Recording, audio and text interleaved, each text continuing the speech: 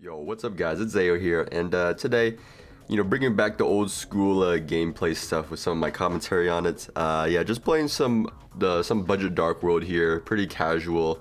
But even though it's like casual, still got a lot of stuff. But yeah, all the cards have gone up a lot in price, especially like Nessie. Yeah, I guess the deck list isn't really budget anymore, but you can kind of replace cards like that if you get lucky enough with your danger hits, right? But yeah, so we're going up. This is like one of like the rounds in locals, like round 2 or 3 or something. We did get to go first, which is a huge plus for this deck. And right away, you're already seeing we're hitting some dangers. Got something going here. I mean, we have we have 3 bodies on board already, and we're gonna have a 4th one with Genta, and we have Gates, bunch of stuff. I got Grapha. And of course, good old Dugaris. If you haven't picked up Dugaris for the deck, you have to, because card's so insane. Being able to draw 2 and discard 1, all in the same effect, getting a whole bunch of stuff. I guess you can't really see the discards, but just discarded Snow there to grab a session. So I do just want to hand loop him a bit.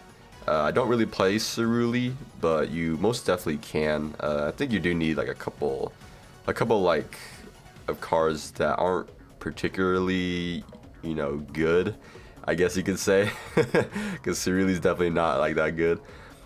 But yeah, I guess hand looping for 4 is definitely the way to go. And I guess I think there's like some combo pieces that got bought out because of it, but yeah. But we pretty much just have like full combo here, like a bunch of cards still in the hand, some dangers, and linking off here, going for a huge Apollosa here. Just want that, and then just backing it up with a good old Grapha fusion monster. So pretty much like an Omni negates, not really though. But if I get hit something with like evenly match, I can stop it. Imperm, I can stop that, stuff like that. And then a hand loop for 2 with the Silva if you can't stop Silva, which is really strong. So I mean, I have a bunch of cards still that I don't really need to use. Honestly, there's no point in like extending too far. Just get some cards back. Getting back I think what I want to end on is actually Muckraker. Yeah, that's right. I want a Muckraker, and I want to bounce back some of the cards. So going Muckraker here allows me to protect my board against something like a Raigeki or like a Lightning Storm even. But I guess only thing you would really hit is Apo. I guess it doesn't really protect me on the Lightning Storm anyways, actually.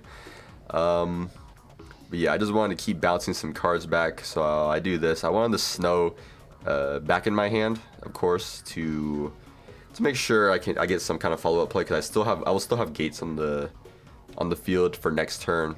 Have a lot of back row. Yeah, just a bunch of interruption here.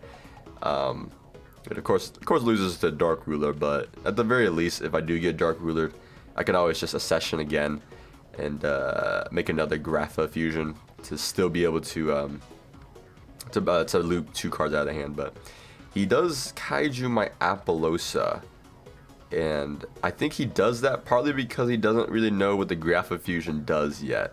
And here I think I just decided to just use it. I use the Grapha effect, and then discarding, making him discard my Silva, and then Silva effect, of course, making him lose 2 cards out of the hand. Yeah, he didn't quite know that yet. So in the future, he's definitely gonna Kaiju the Grapha. But at the same time, I don't think it really matters, because I still had the Dark World Accession anyways to make him again, even if it goes away.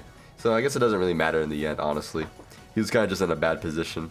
But yeah, it goes Raigeki here, making me lose just a little bit because I have Muckraker. So yeah, that's definitely why Muckraker is just insane. I also love Raigeki, but yeah, he doesn't have too much to stop me here.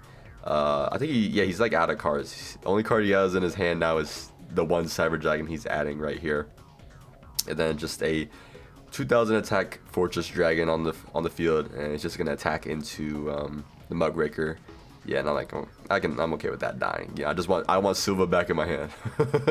I guess it doesn't really matter though, because I think you have to loop 2 cards exactly, so I guess it wouldn't even work anyways. But yeah, from here he's gonna be like Omega dead, right? We just keep bouncing cards back to our hand, and then we have the gates to use to draw one, discard one, do all that fancy stuff, special summon everything back with like no loss. Use my accession here to make the Grapha, and then also pop the Fortress Dragon, and then go for game. So yeah, pretty easy game 1 there. So game 2, he decides to go first with Cyber Dragons, which is pretty funny because he saw the kind of board I can make, which I guess he doesn't want to deal with. So going first here, he has Core.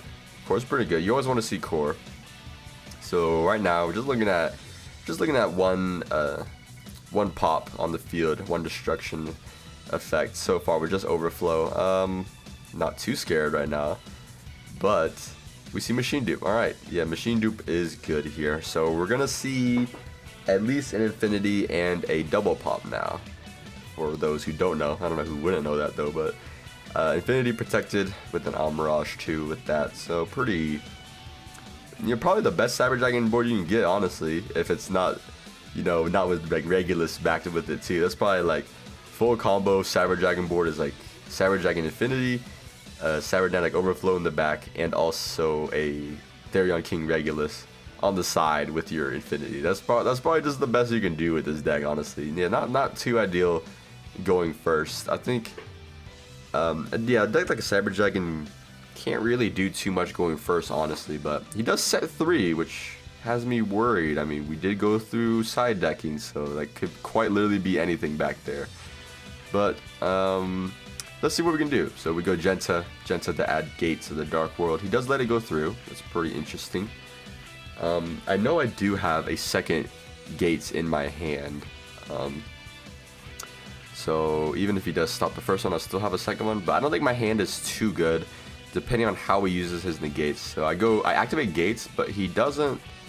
He negates the activation immediately with some like not letting me waste the banish. So I activate my second one and get this free advantage for quite literally for free.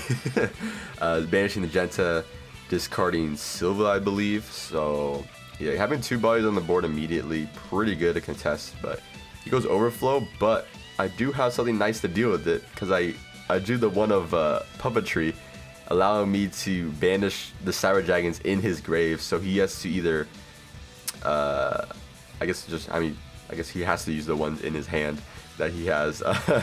So he has nothing left in hand, and I get rid of all of his Cyber Dragons. That does pose the threat of, oh, what is that called? Cyber Fusion? No. Cyberload Fusion, yeah. I think that's what it's called. Cyberload Fusion does pose that threat, but not too worried if I can go build a board workshop here. So, of course, bouncing back cards, the Rainbow, and then, yeah, discarding, or activating Genta again. Yeah, that's right. Getting another Gates to the Dark World in rotation, using the last one at least. Yeah, that's why, I don't know, I feel like I should probably be playing Genta at 3, because I only had it at 2. But yeah, that might be something to change, but I don't know. Haven't tried the 3-3 ratio, that's just something you gotta try out, but still have quite a bit of gas. I think 4 cards in hand, now 5 maybe. Going Nessie effect. Okay, only with 4 cards in hand. Nessie effect here. Let's see what it hits. Hitting our Nessie. Kind of hard to see there, but yeah, hitting the Nessie. And then from here, probably just gonna go into Jackalope, because then Jackalope, even if I do miss the Jackalope, I'll be able to just summon a big ol' level 8, maybe do a rank 8 play. I go second Nessie effect, doing it one more time, and good for me not hitting the Nessie, so drawing one and then getting the effects of the monster I discarded. I don't remember what it was. We're about to find out what I add here or special. I don't remember. Was it? Okay, it was probably Rainbow. I think it was Rainbow we hit. So adding Grapha again, and then going Jackalope effects, hitting. Probably, I think that's our last danger. In 6s here, going for 1, not hitting the Jackalope, of course, then hitting the Grapha, so I can destroy the last one. I don't think none of the back row was really real. Oh, actually, no. The back row is imperm, which is actually terrible in this.